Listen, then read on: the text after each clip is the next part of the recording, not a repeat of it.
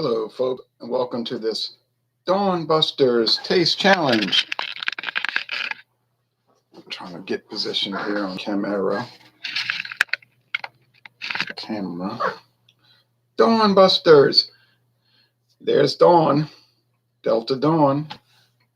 All right. I was hoping to start nearly 30 minutes earlier, but I had some problems. I got this new setup, and then I had already planned it. And then it was trying to do it through stream instead of just a webcam. And I didn't want to do it. And it's like, we need your encoder. No, I'm not doing all that. All right, live chat. I don't see anything about invite anybody to the Hangout. So what's going to happen to group Hangouts? Well, maybe they are gone. All right. We have from 1880, Windsor Canadian, age 3 years. Now it used to be 4. Bottled in Illinois. It's today a Beam-Suntory brand. The competitor. And I want to thank John and Illy for this gift. He gave this to me last year. Canadian Club Classic 12 Small Batch. The full name is Canadian Club Small Batch Blended Canadian Whiskey Classic 12, age 12 years. Yeah, Classic 12, age 12 years. You got to watch that. With some of these companies, they'll call it 8, but they're not saying it's age 8 years. They'll just say Old Charter 8. Things like that. They'll be deceptive. And they'll say, we didn't say it was age 8 years. We're just calling it 8. But this is actually, the youngest whiskey in here is actually 12 years old. Now, Canadian Club goes back to 1858. And it's a beautiful square bottle. And the label's like wood grain. It's got a nice synthetic cap, synthetic cork, rubberized cork. Might work better than real cork. Put that over here. I don't think it's going to be much of a challenge. So I guess it's not too bad starting late because I'll just blow through it since I think Windsor's okay. $10.99 a bottle is probably $1 or $2 too much. John Neely said he can get it for $9.99. He was talking about doing an examination with me. I'll be, my nose is itching. I'll be willing to do that. Assuming you can do group hangouts anymore, that looks unlikely. All right.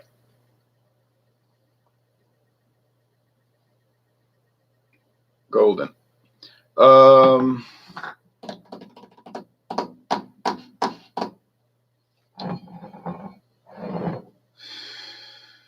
This is age 12 years. It's got a lot more flavor, more depth of flavor. It's more roasted, more charred oak, all of that. Best Canadian whiskey I've ever had.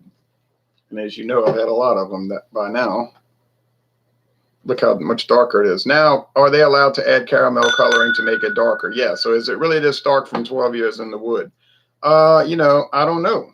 You might know. I don't know. There's nothing on the website about it's colored or not. You have to assume, since they're not required to tell you if it's colored, you would have to assume that it is colored. I mean, you know,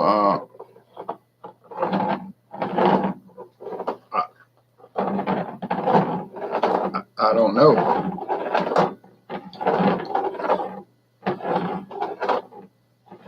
Seems a bit dark if you're going to put it in a used bourbon barrel.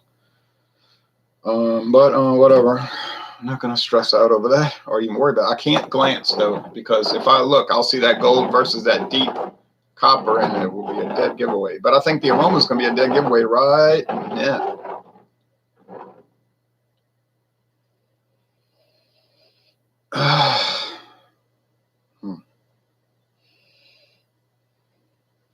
A lot of corn, maize if you're in Poland or Russia, corn, grits, yellow corn grits. What about rye and barley and wheat? Oh, maybe so.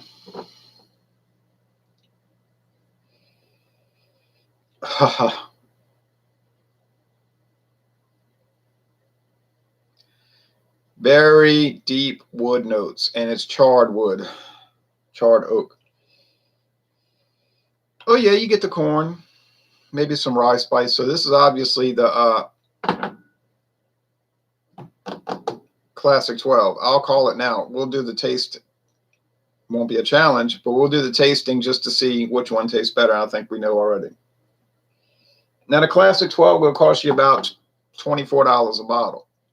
So is it worth $24 a bottle as compared to $11 a bottle, or $10 to $11 a bottle, $9.99, $10.99, or $23.99? I think, is it more than twice as good? I have to think about that. I don't even know. There's no need for tags at the bottom of the glasses. So obviously the Canadian Club is there, and so you could never. I don't see how you would ever get these confused in any way, because they're not similar, except they're from Canada and they're made mostly with corn, but corn whiskey. But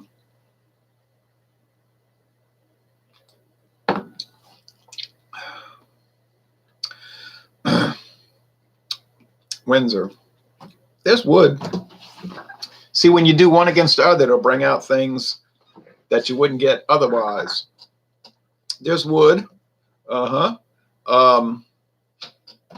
Some sugary sweetness like candy corn, things like that. Some flavoring, like maybe they have some sherry in it, blending sherry, but it's kind of basic. 3-year age, it is basic. Why do you think it's $9.99 to $10.99? Cheaper if you buy the jug bottle, cheaper per ounce. You know, if you buy the handle, which I saw at Winn-Dixie this week. But it's fine. It doesn't offer a whole lot, but it's okay if you're not asking a whole lot. And if you pay in that price, you're probably not. Just a basic, enjoyable Canadian whiskey. Okay. But then you could get that with Canadian Limited, and that would only cost you $7.49. So I think I'd rather pay that. That oak. This is a lot more similar to bourbon. It can't be called bourbon because it's not made in the United States of America, 1. Number 2, it's not aged in new, never before used charred oak barrels. It's almost certainly aged in charred oak. Well, I think they talk about that on the website. But they're not new barrels. It is 51% corn at least. It's probably 80% corn. Well, what if they used a new barrel? Then it would be a bourbon. Well, it would be, but not legally. See, you can make a bourbon, just can't call it that. So see, some of these things are a little kind of dicey as far as what they really are. So you can make it could be something, you just can't call it something. It says if you're looking for more all right, I'm gonna read this. If you're looking for more complexity and a bit more personality, Canadian Club Classic 12-year-old is for you. Yes, I agree with that. With a more robust barley profile, yeah, it's a nice step up from the 1858 or Reserve, which I've never had the Reserve. This award-winning blended spirit is aged for 12 years and seasoned. Char-treated oak bourbon barrels. Char-treated. Let's read this carefully. Seasoned. What does that mean? I think that's a fancy way of saying used or old. Char-treated. Is it charred oak bourbon barrels, or is it char-treated? Whatever that is supposed to mean. Description, color, aroma, taste, finish, proof. Makes you wonder. If you read these things too much, you get some weird. It's sort of like they use these very careful terminologies, and it makes you wonder.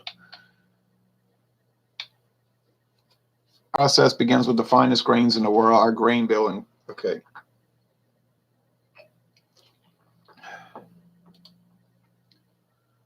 I don't see any Oh, wait a minute. Participants. Let me click on this. Me. But is there a way? Well, it's showing participants, so can you invite them? I'm going to have to look into that. Pop-out chat. Toggle times. Damn. So if it's got a thing for participants, that's making me think there's a way. When there's a will, there's a way.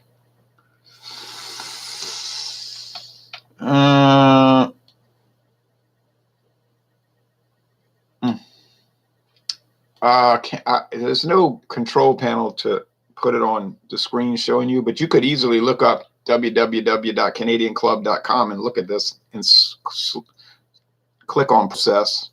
In Canada, they say process, so we'll go with the Canadian terminology. Our grain bill includes rye malt, barley malt, and corn.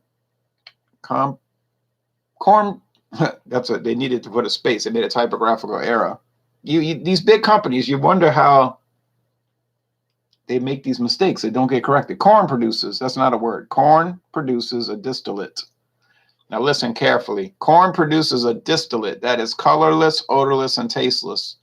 We refer to this as our base whiskey, quote unquote. What do they call that in the United States? Neutral grain spirits or grain neutral spirits. It's used both ways, that term. It's a grain spirit that's neutral, no odor, no color, no flavor. Okay, people think that there's a big difference between grain whiskey and grain neutral spirits. Unfortunately, I have to tell you this, there isn't. You say, yeah, but the Canadian has to be aged 3 years, that grain whiskey. Yeah, the grain alcohol, the grain neutral spirit. Yes. Okay, yes. In a used barrel for 3 years. Whereas with the American ones, they can just take it raw, freshly distilled, mix it with the 2-year aged whiskey, and boom, then you got a blended whiskey. Well, it might be 2 minutes aged, but then it would be totally clear and you'd have to add color and it would taste pretty bad, I'm sure. So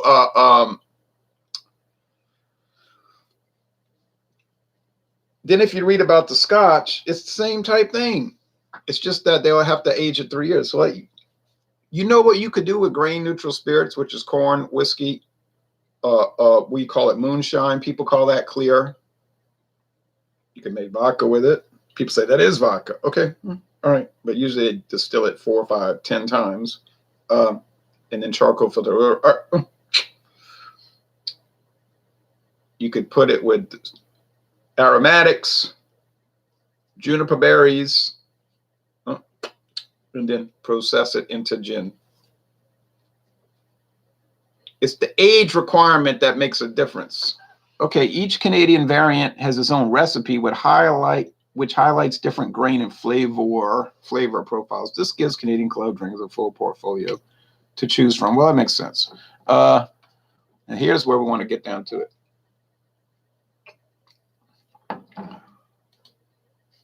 Just making sure nobody was leaving comments. I didn't want you to think I was ignoring you. Blending before aging. Next, we blend our various distillates before aging. Go, there's your answer. Our master blend. Some people blend after aging. They age each thing separately, then they blend it, and then they bottle it. Our master blender creates a blend according to our original recipe and puts it into a barrel so that it ages together. You say, so that's whiskey. Yes.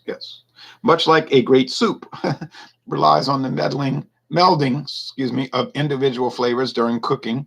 This pre-barrel blending process allows the flavor of our distillates to marry during the aging process, ultimately creating a smoother, more refined taste profile. It's like making gumbo and let it sit in the fridge, set in the refrigerator for 3 days. All the flavors and the spices and chicken juice or the andouille sausage juice will marry together. Then you reheat it on the stove and it tastes a lot tastier. It's a lot tastier. Smoother, more refined taste profile. We use white oak, barrel aging. We use white oak American bourbon barrels to age Canadian Club. We favor used barrels because during the barrel's first use, the bourbon absorbs the new barrel's pronounced oak flavor. That gives Canadian Club its distinctive rich oak flavor. And plus it's cheaper. They're not going to tell you that, you know, because they own the bourbon company. Each of our variants, these even have a Canadian Club sherry cask, which I've never even seen, have their own unique recipe and taste profiles. They are not, another typo, 2 word, not that, that's not a word. They are not the same recipe aged longer. They emphasize this with italics. They are not the same recipe aged longer. Okay, it's important. However, to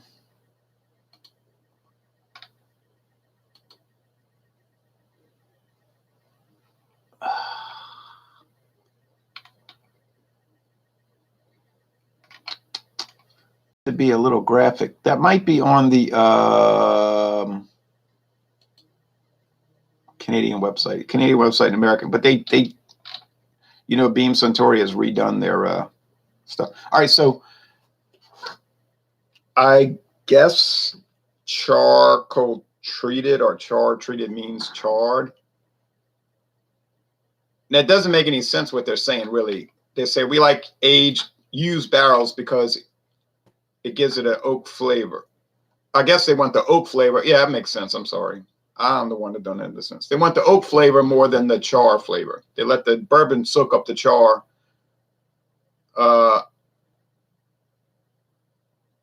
they're saying absorbs the barrels, the new barrels pronounced oak flavor. They want it at this, I don't know. If you wanted to have a heavy oak flavor, you'd use a new barrel. I'm not worrying about it. Okay. Does it have an oak flavor? Yes. Char. It's negligible amount. It's a negligible amount. Caramel, dried, I've said this before many times, dried fruitcake fruit. You know the Mylar bags with the fruitcake, candied fruitcake fruit? It has that.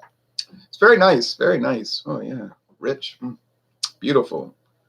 It's not so corny like bourbon. It is corn, mostly corn, but it's not so corny like bourbon. I find bourbon just tastes like corn grits.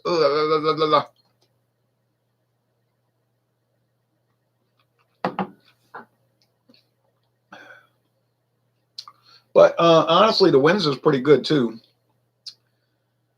Is the Canadian Club Classic 12 worth more than twice as much per bottle? I would not say that. You see, in your mind, you think it is because you say, I've tried it. It's so great. It is. But then you put it up against something that's just ho-hum ordinary. And the ho-hum ordinary is doing okay against it. In fact, it's doing quite well. So I don't know. It's your money.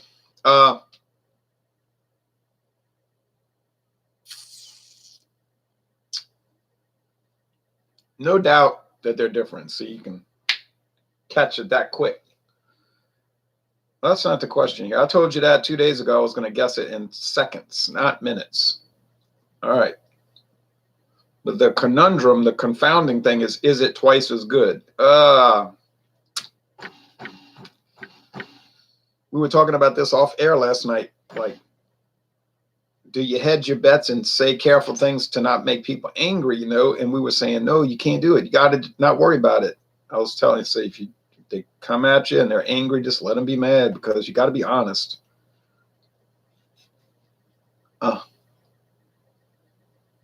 I know somebody even knows the brewers at some companies, and he said, I mean, they're small brewing companies. He even admitted to me privately, he was reluctant to say too many negative things about particular beers because he didn't want the brewer to be mad at him.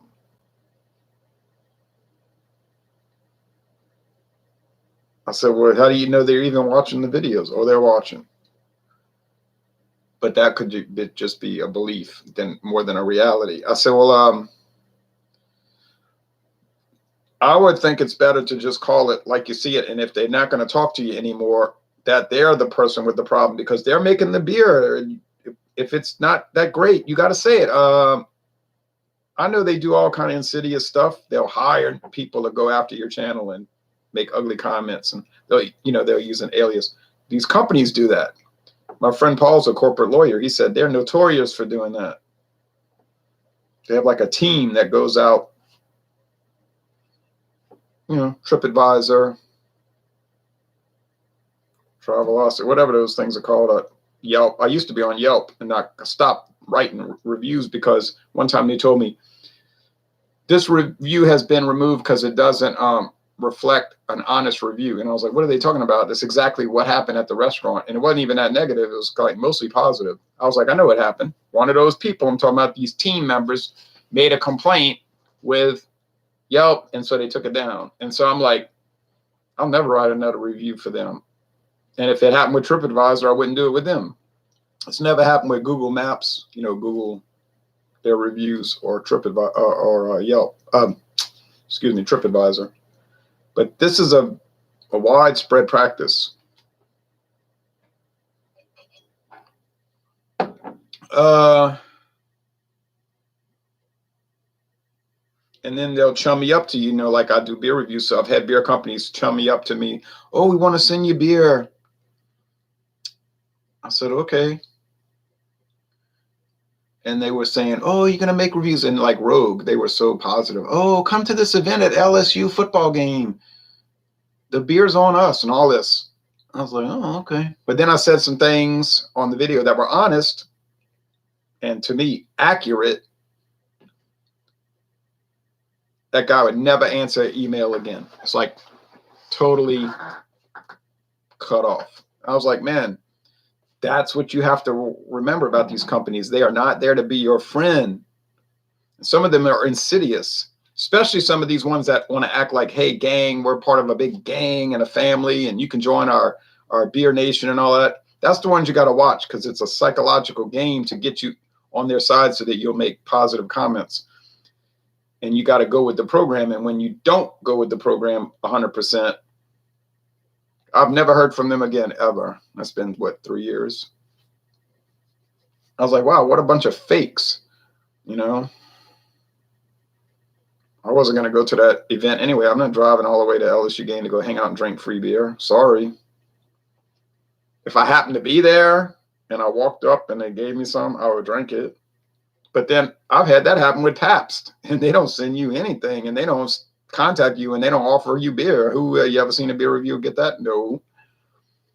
But they'll just put a tent up at like the Super Bowl in New Orleans, a college football game, and they'll say, you want some beer? You don't have to be part of the Pabst Nation, brother, or any of that. And I don't think they hire a team to go after people. All right, Maxwell. Hello again, Ron. Hey, Maxwell. I added you to the International Beer Review Guild, and I think you noticed that. And I can add you on Facebook to Beer Talk if you'd like. We don't really talk that much on there. We just, we'll say, when's the next Wildcard Wednesday or the next Stout Sunday, just basic stuff. It's really not a lot of chit-chat. And sometimes Gabe will post beers he's drinking. And every now and then somebody else will, but it really isn't that often. And with this new setup here, as we are now in August, there may not be any more group hangouts. Maybe somebody else can set it up. I'm not going to do all this deep research to do it. I don't have that great of a,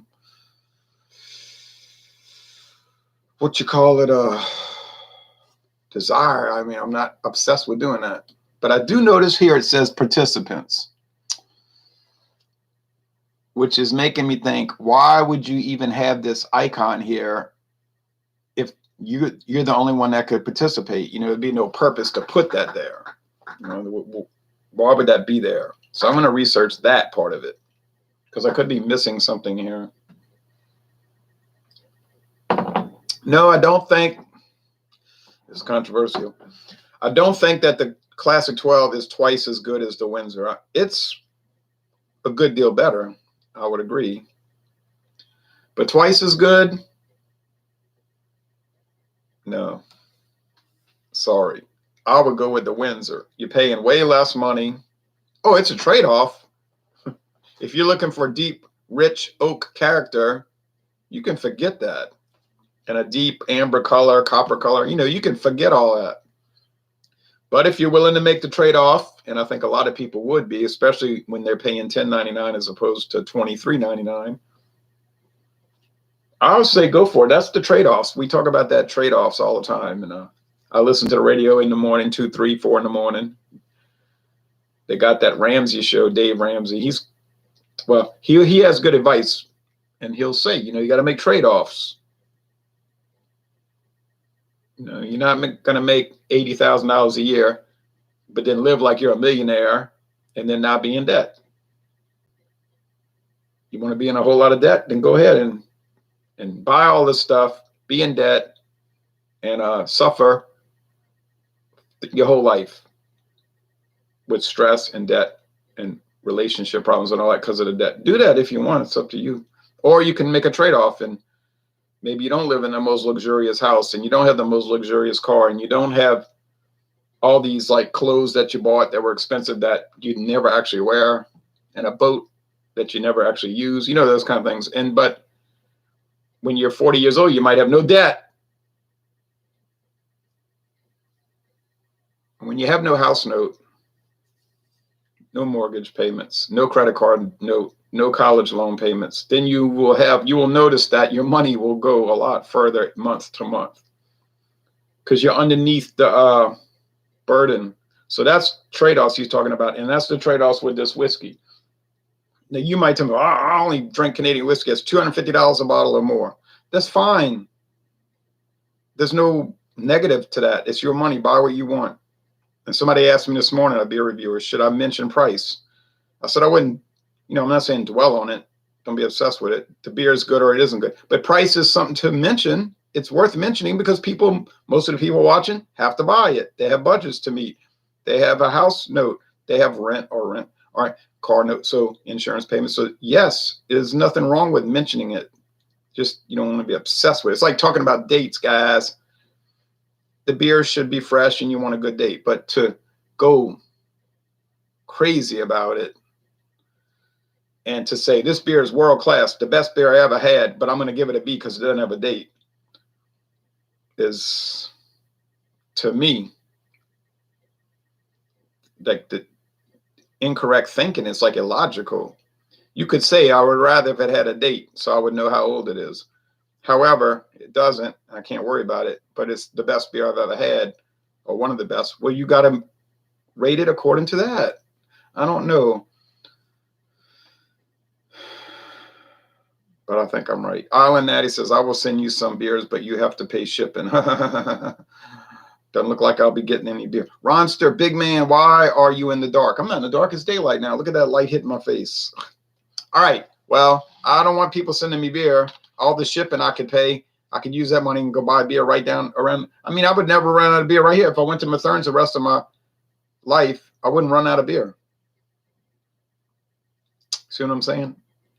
People are always once a week saying, I want to send you beer. And I'm saying, no, you don't need to because, I mean, there's thousands of beers and I can't try them all. And I know they say, I want to see what you say about it. Okay.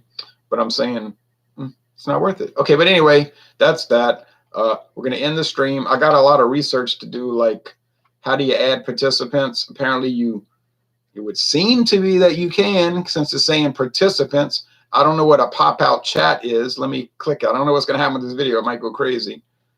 Pop-out chat. Oh, it just made it in a different window. Restore chat. Okay. That was easy to do. Toggle timestamp. I'm reluctant to hit that. I don't know what that is. I got to read. Ron, no fussing, but I like your tone. Oh, thank you. My tone is